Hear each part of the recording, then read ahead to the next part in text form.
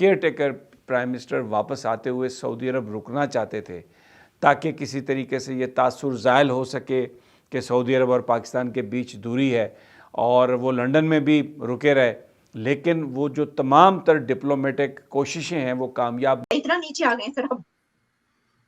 नहीं, ये नीचे आ जाने की जो रियलाइजेशन है और इसका जो इम्पैक्ट महसूस करने की बात है ना, वो थोड़ी देर हो गई। ये नीचे आना तो बहुत पहले हो गया कि कुछ लोगों की गर्दन से अभी जो है वो सरिया नहीं निकला था, जो हेकड़ी थी ना वो नहीं निकली थी, तो वो अब आस्ता आस्ता भी रहने 90% लोग जो जानवरों से बदतर जिंदगी गुजार रहे हैं, रिकॉर्ड महंगाई में है, रिकॉर्ड बेरोजगारी में है, रिकॉर्ड गुर्बत में, उस मुल्क के बड़े लड़ाइयाँ हमारे care taker prime minister America के दौरे में तो जब वो गए मीटिंग्स के लिए तो उनके साथ कोई मिला नहीं। एर्दोगान ने भी उनको रिजेक्ट कर दिया। कि पाकिस्तान की दुनिया में कोई रिस्पेक्ट नहीं है कि ये कैसे अपनी हुकूमत चलाते हैं। ये इसके अलावा और कोई कंक्लूजन नहीं। लेकिन लंदन रुके और वहां पे उन्होंने एज ए प्राइम मिनिस्टर उनको मुलाकात तो बरतानिया के वजीर आज़म ऋषि सुनाक साहब से करनी चाहिए थी ना, लेकिन वो नहीं मिले उनसे। और ऐसे हो सकता है मोदी साहब इंग्लैंड में हो और बरतानिया का वजीर आज़म ही ना मिले, तो वो तो अपना टूर ही सेट ना कर।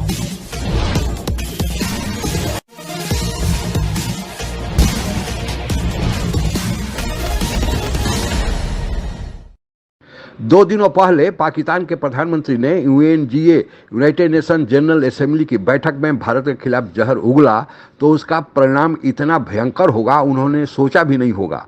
न तो अमेरिकी राष्ट्रपति जो बिडेन मिले, न ही ऋषि सुनक उनसे मिले, और साथ ही जब वे सऊदी अरबिया में सऊदी अरबिया के प्रिंस से मिलने की कोशिश की तो उन्होंने उनका विमान ही उतरने से मना कर दिया।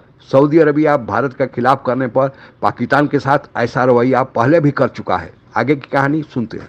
केयर टेकर प्राइम मिनिस्टर वापस आते हुए सऊदी अरब रुकना चाहते थे ताकि किसी तरीके से ये तासुर ज़ायल हो सके कि सऊदी अरब और पाकिस्तान के बीच दूरी है और वो लंदन में भी रुके रहे, लेकिन वो जो तमाम तर डिप्लोमेटिक कोशिशें हैं वो कामयाब नहीं हुई। इसलिए अनवारुल हक काकड़ साहब लंदन से सऊदी अरब के ज़रिए पाकिस्तान उनकी जो वापसी है वो प्रोग्राम उनका। फिर जो हमारी क़यादत है इन्होंने ये ख़बरें चलाई कि प्रिंस मोहम्मद बिन सलमान आ रहे हैं इंडिया, जब G20 के लिए वो जाएंगे तो चंद घंटे यहाँ पर क़याम करेंगे और रिफाइनरी की बात होगी और सब कुछ होगा, लेकिन प्रिंस मोहम्मद बिन सलमान नहीं आए। इतना नीचे आ गए फिर हम। नहीं, ये नीचे आ जाने की जो रियलाइजेशन है और इसका जो इम्पैक्ट महसूस करने की बात है ना, वो थोड़ी देर हो गई। ये नीचे आना तो बहुत पहले हो गया था।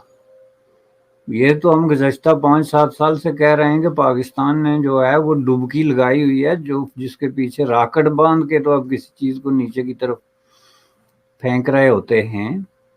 तो वो बहुत पहले जो है वो पाकिस्तान जो है इस मामले में बॉटम टच कर चुका था। सिर्फ ये है कि कुछ लोगों की गर्दन से अभी जो है वो सरिया नहीं निकला था, जो हेकड़ी थी ना वो नहीं निकली थी, तो वो अब आस्ता आस्ता निकलनी जा रही है। जब दुनिया आपको नोटिस ही नहीं करती, आपका प्राइम मिनिस्टर जो है वो किसी एयरलाइन के पायलट की तरह जो है वो उड़ता है यहाँ से रातों रात, तो पेरिस से होता हुआ लंदन से न्यूयॉर्क जाके खुद ही अपनी सेल्फी बना के तो बेनीलो मराम वापस आता है। ना कोई काबिल जिक्र पर्सनालिटी उससे मिलती है, ना कोई मुल्क को, ना कोई कम्युनिकेशन, ना किसी ने नोट किया, ना किसी ने प्रोटोकॉल दिया। तो जब ये रियलाइजेशन है कि अब आप लोगों का काम रह गया है एक सेल्फी लेने तक, ताकि आप अपने आवाम को ये बता सकें कि हम अभी जिंदा हैं और तुम लोग खौफ की कैफियत में ही मुब्तला रहो चूंकि हम अभी जिंदा हैं। बस इससे आगे कुछ नहीं। ये कई फ्रंट खुले हुए हैं हमारे मुल्क में।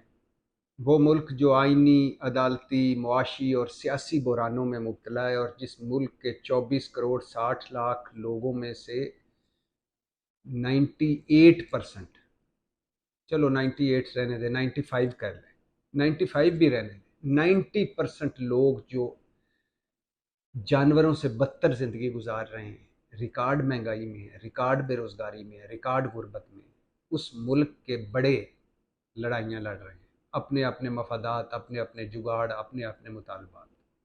हमारे care taker prime minister America के दौरे में तो जब वो गए मीटिंग्स के लिए तो उनके साथ कोई मिला नहीं। एर्दोगान ने भी उनको रिजेक्ट कर दिया, मीटिंग नहीं की उनके साथ और बोला कि मेरे पास टाइम नहीं है। तो सर आप क्या समझते हैं इसके बारे में कि क्यों पाकिस्तान को इतना लाइट लिया जा रहा है? ये उम्मा वाला जो है ना डिलूजन, ये भी एक प्रॉब्लम बन गया पाकिस्तानियों के लिए। आप ये देखें कि 4-4 जनरेशन पाकिस्तानियों की सऊदी अरेबिया में और ये इन मुल्कों में रही हैं, उनको सिटीजनशिप मिली है। तो कहाँ है उम्मा? वेयर इज द उम्मा? बाय द वे, हम स्वीडन में जब रहते हैं तो अगर आप यहाँ पे एक्सेप्ट हो जाएं तो 3 साल के बाद आपको सिटीजनशिप मिल जाती है। उसके बाद आप अगर चाहें तो पार्लियामेंट का इलेक्शन भी लड़ सकते हैं। और अगर क्यों कहे दुनिया के हमारी ज़रूरत है अगर उनकी ज़रूरत नहीं है? ये कोई ज़रूरी है वो कहें कोई हमारी ज़रूरत है? क्या पाकिस्तान प्रोड्यूस करता है जो दुनिया में नायाब है और जिसकी ज़रूरत है? क्या do we produce oil? Do we produce gas जिसकी दुनिया तो उनसे किसी ने मुलाकात नहीं की। और उससे भी बड़ी परेशानी वाली बात मुझे तो ये लगी है कि पाकिस्तानी प्राइम मिनिस्टर जो हैं वो लंदन रुके और वहाँ पे पता नहीं क्या करने के लिए रुके थे, ये तो मुझे नहीं पता, लेकिन लंदन रुके और वहाँ पे उन्होंने एज ए प्राइम मिनिस्टर उनको मुलाकात तो बरतानिया के वज़ीर आज़म ऋषि सुनाक साहब से करनी चाहिए थी ना, लेकिन वो नहीं मिले उनसे। और उनसे जो यूके के जो फॉरेन सेक्रेटरी हैं उनकी मुलाकात हुई है।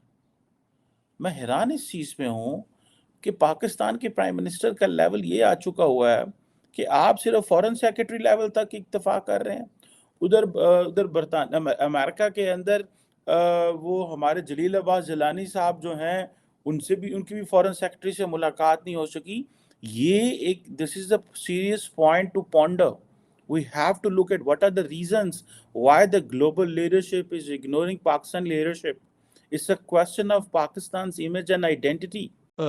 किसी अमेरिकन जो हाई अप्स होते हैं ऑफिशियल्स, किसी ने इनसे मुलाकात नहीं की। और आप बता रही हैं कि एर्दोगान जो हैं टर्की के, उन्होंने भी मिलने से इनकार कर दिया है। तो व्हाट डज दिस इंडिकेट कि पाकिस्तान की दुनिया में कोई रिस्पेक्ट नहीं है कि ये कैसे अपनी हुकूमत चलाते हैं। ये इसके अलावा और कोई कंक्लूजन नहीं। मैं तो इस चीज़ को समझना है कि भाई हम ये कर क्या रहे हैं। आप देखें कि जो हमारे वज़ीर आज़म को लंदन में किसने मुलाकात की है? Who met him in London? It was the foreign secretary, not the PM of England. PM से मुलाकात नहीं हुई। और फिर जारी बात है जब फॉरेन सेक्रेटरी मिलता तो उसने कॉल ऑन करना होता, तो हमने अपनी इज्जत इस चीज़ में बना ली जी। वो बैठे हुए थे घर में वज़ीर आज़म साहब, तो तू फटाफट जरा ना फॉरेन सेक्रेटरी आ गया। उन्हें कहा की हाल है? उन्हें कहा की हाल है? हाँ जी जेम्स पाइन की हाल है ਤੁਹਾਡਾ? की हाल है? उन्हें कहा मैं ठीक है, ਤੁਸੀਂ सुनाओ? मैं लंघदा रुक गया वहाँ। That is what he was telling. उसके अलावा उनकी वहाँ पे ऑक्सफोर्ड यूनियन में जो है वो सुना उन्होंने कोई खिताब वगैरह भी किया है जिसमें 60% तो जो थे पाकिस्तानी थे। और किसी कहते हैं कि जो है वो गोरे ने सवाल भी नहीं किया उनसे। I was looking some of the briefing of all that. अब क्वेश्चन ये है कि जिसे वो कहते हैं ना ऋषि सुनक का नाम मिलना, यार आप देखें, एक होता है कि हमारे हालात ख़राब होना, एक होता है लीडरशिप। आप अगर हमसे जुड़ा रहना चाहते हैं तो कृपया मेरे चैनल को सब्सक्राइब करें तथा बेल आइकन भी दबा दें ताकि नई वीडियो की जानकारी तुरंत आप तक पहुंच जाए। धन्यवाद। जय हिंद।